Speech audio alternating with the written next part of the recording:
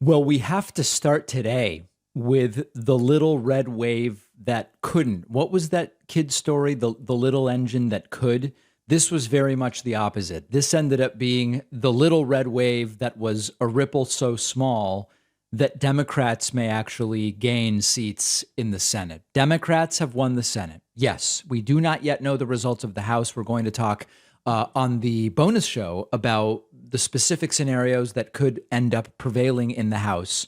But over in the Senate, it is over in the sense that Democrats have indeed secured a majority. The question now becomes, is it a 50-50 majority with Kamala Harris as the tie-breaking vote, or is it a 51-49 majority, which would be very important if we want to make Joe Manchin irrelevant? And we are going to get to that. But the final numbers in the Nevada Senate race coming in over the weekend, as well as the calling of the Arizona race. And this is how Democrats got to 50. Mark Kelly did defeat Blake Masters in Arizona.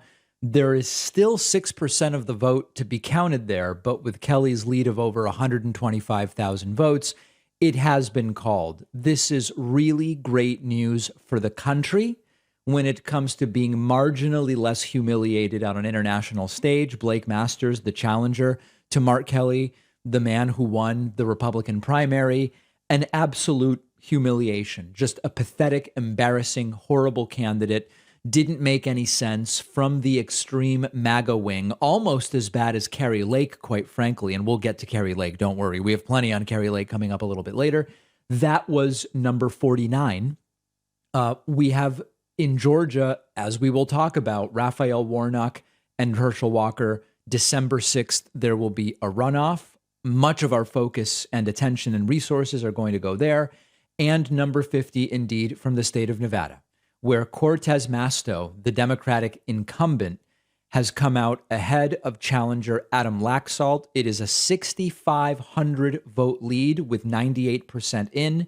It has been called. There is not a 50% rule in the state of Nevada. Remember that in Georgia, there is a runoff because of Georgia law that says the winner must get 50% of the vote. In Nevada, there is no such law. And with 48.8% of the vote, Cortez Masto is number 50, and Democrats have won the Senate. Now, there is going to be all sorts of after-the-fact armchair quarterbacking, prognostication, reprognostication, whatever the case may be. A couple of storylines that are coming up, and some of them I've dealt with myself on Twitter, which, by the way, is barely functional anymore under Elon Musk. Twitter is, quite frankly, a disaster at this point. Let's put that aside. Some of you coming forward and saying even to me, sir, you were wrong about the coming red wave. You need to apologize.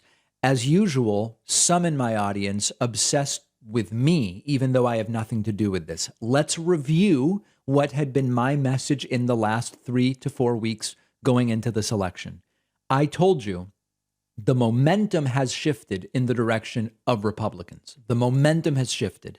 That being said, many individual races, when you look at their average polling, have a bunch of right-leaning polls included in them. And it is making me and others suspect that some of these forecasts, which include these right-leaning polls, may overstate the degree of momentum in the direction of Republicans. And in the last week, I very specifically said, whatever is the truth about these polls, it's over. The polls are a tool earlier on to give us a sense of the direction and momentum. When we are 7, 5, 3, 1 day away from the election, if the polls are right or the polls are wrong, we have to go and vote. And thanks to a lot of 18 to 29-year-olds, which we will talk about a little bit later, the red wave was at most a red ripple. We will see what happens in the House very, very soon. But Democrats will control the Senate. Now the question is 50 or 51. We talk about it all the time. One of the biggest contributors to climate change is deforestation. Did you know that 15% of deforestation is due to toilet paper production alone, according to the NRDC? That's why I love our sponsor, Real Paper. Real Paper makes a sustainable toilet paper No trees. It uses 100% bamboo. A bamboo stock can keep being harvested indefinitely. No deforestation.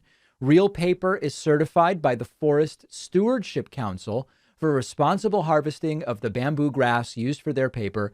Another contributor to climate change, the plastic that the toilet paper comes wrapped in. That's why real paper involves no plastic packaging. And best of all, real paper looks and feels just like normal traditional toilet paper. The cost is similar. It is fantastic. On their website, you can do a one-time purchase or set up an easy recurring subscription the way that I did. My audience gets 30% off your first order plus free shipping. Go to realpaper.com/Pacman and use the code Pacman at checkout. The link is down below.